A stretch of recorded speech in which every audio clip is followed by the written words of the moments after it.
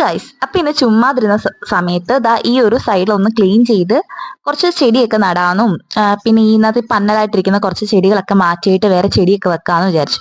ഇത് എന്റെ കയ്യിൽ നിന്ന് ഒരു അബദ്ധം പറ്റിയതായിരുന്നു ഗൈസ്. അബദ്ധം എന്ന് പറഞ്ഞു കഴിഞ്ഞാൽ ദാ ഈ ഒരു ഡോറ് ഞാൻ ഇവിടെ എടുത്ത് വെച്ച സമയത്ത് ഇതിനകത്ത് വന്ന് തട്ടി അത് ഒടിഞ്ഞു പോയി.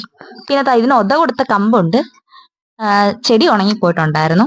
അപ്പം അതെല്ലാം ഒന്ന് ക്ലീൻ ചെയ്ത് അതിനകത്തിൽ വേറെ ചെടി നടാന്നൊക്കെ വിചാരിച്ചു. അമ്മ ഇവിടുന്ന് റോസയൊക്കെ കൊണ്ടുതരാന്ന് പറഞ്ഞിട്ടുണ്ട്. അപ്പം ഇനിയും കുറച്ചുകൂടെ ചട്ടിയൊക്കെ വാങ്ങിച്ച് നമുക്ക് കുറെ ചെടിയൊക്കെ നടണം എന്ന് ആഗ്രഹമുണ്ട്. അപ്പൊ ഇതിനകത്ത് ഒരു റോസാ പൂ വന്നിട്ടുണ്ട്. ഇത് യെല്ലോ കളറാണ്, ഇതിനകത്ത് ലൈറ്റ് ആയിട്ടാണ് കാണുന്നത്. പിന്നെ ഈ ഒരു ചെടി അത്യാവശ്യം നല്ല രീതിയിൽ പിടിച്ചിട്ടുണ്ടായിരുന്നു. അപ്പൊ ഞാൻ വിചാരിച്ചു ഇതിന്റെ ഒരു കമ്പ് കട്ട് ചെയ്ത് ഒരെണ്ണത്തിനകത്ത് വെക്കാന്ന് വിചാരിച്ചു.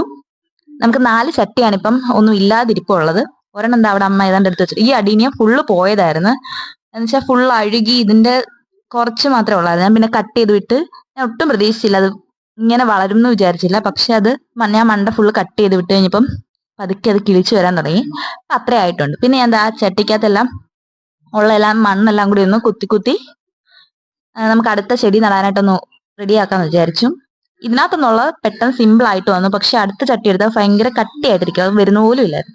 ഞാൻ വെച്ച് കുറച്ച് വെള്ളം ഒഴിച്ച് വെക്കാം, അപ്പം അതൊന്ന് ലൂസ് ആവുമല്ലോ. പിന്നെ ദാണ്ട് ഈ ഒരു ചെടി ഇവിടെ എല്ലാം നല്ലതായിട്ട് പടർന്ന് കിടപ്പുണ്ട്, നല്ല രസം അത് കാണാന്.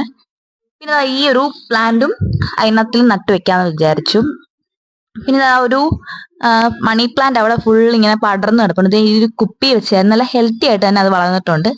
പിന്നെ ഞാൻ ഈ ഒരു ചട്ടിയിൽ നിന്ന് ഈ മണി പ്ലാന്റ് എനിക്ക് പറിച്ചെടുത്തു. കാരണം എന്താന്ന് വെച്ചാൽ അതിങ്ങനെ താഴെ കൂടി അങ്ങ് പടർന്നു പോകുന്ന പോലെ. അപ്പൊ ഞാൻ വിചാരിച്ചത് അവിടുന്ന് മാറ്റാന്ന്. ഞാൻ അത് 3 എടുത്ത് വെച്ച് വെള്ളമൊക്കെ ഒഴിച്ച് വെച്ചിട്ടുണ്ട്.